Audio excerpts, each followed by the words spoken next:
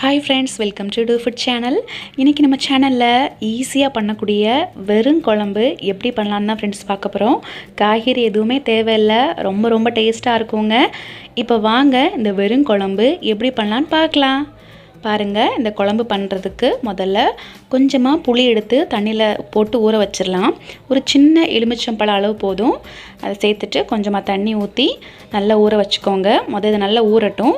அடுத்து நம்ம ஒரு மசாலா பேஸ்ட் அரைச்சு எடுக்கணும். அதுக்கு மிக்ஸர் ஜார்ல அரை முறி தேங்காய் துருவி நான் சேர்த்து வச்சிருக்கேன். இது வந்து ஒரு 6 டேபிள் ஸ்பூன் அளவு இருந்துச்சுங்க. இப்போ இது கூட 5 பல் வெள்ளை பூண்டை தோல்லாம் எடுத்துட்டு சேர்த்துறலாங்க.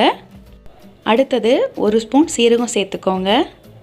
அடுத்தது 1/4 டீஸ்பூன் அளவுக்கு மஞ்சள்தூள் சேர்த்துக்கோங்க. கொஞ்சமாக சேர்த்தா போதும். 1 ஸ்பூன் அளவுக்கு வத்தல் தூள் சேர்த்துக்கலாம். உங்களுக்கு காரத்துக்கு ஏற்ற மாதிரி வத்தல் தூளோட அளவை கூட்டவோ குறைக்கவோ செய்யலாம். இப்போ பாருங்கள், ஒரே ஒரு பச்சை மிளகாய் சேர்த்துக்கோங்க. அது டேஸ்ட்டாக இருக்கும். ஒரு கொத்து கருவேப்பிலை சேர்க்கலாம்.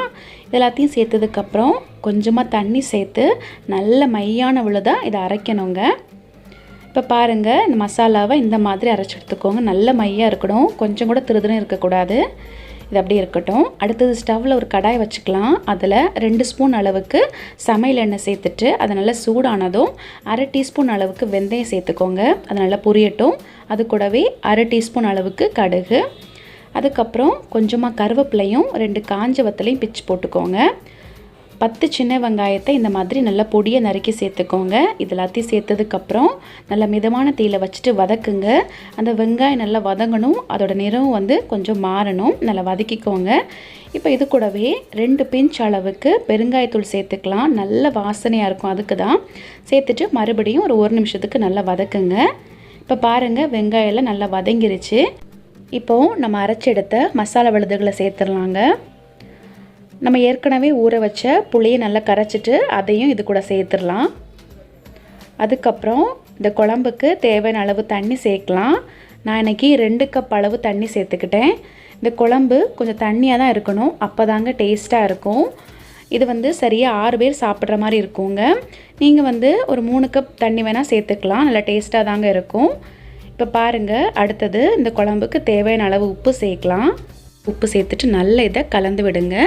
நல்லா மிதமான தீயில வச்சுட்டு நல்லா கொதிக்க விடுங்க. இப்போ பாருங்கள், இந்த குழம்பு நல்லா கொதிச்சிட்ருக்கு. ஒரு 5 நிமிஷம் இந்த மாதிரி கொதிக்க விட்டால் போதும். அதோட கலரும் கொஞ்சம் மாறி இருக்குது. பார்த்தீங்களா, பார்க்கவே அழகாக இருக்குது. நல்ல மணமாகவும் இருக்குது ஃப்ரெண்ட்ஸ். இப்போ அவ்வளோதான், ஸ்டவ் ஆஃப் பண்ண வேண்டியதான். இந்த குழம்பு ரொம்ப ஈஸியாக பண்ணிடலாம். வீட்டில் காய்கறி இல்லாத நேரத்தில் இந்த குழம்பு செஞ்சு சாப்பிட்டு பாருங்கள். இந்த குழம்பு கூட அப்பளம், ஊறுகாய், துவையல் இந்த மாதிரி வச்சு சாப்பிட்லாம். ரொம்ப டேஸ்ட்டாக இருக்கும். இந்த ரெசிபி நீங்கள் கண்டிப்பாக செஞ்சு பாருங்கள். செஞ்சு பார்த்துட்டு உங்களுடைய ஃபீட்பேக் எங்களோட ஷேர் பண்ணுங்கள். இந்த வீடியோ உங்களுக்கு பிடிச்சிருந்தா மறக்காமல் நம்ம சேனலுக்கு சப்ஸ்கிரைப் பண்ணிக்கோங்க. Thank you friends.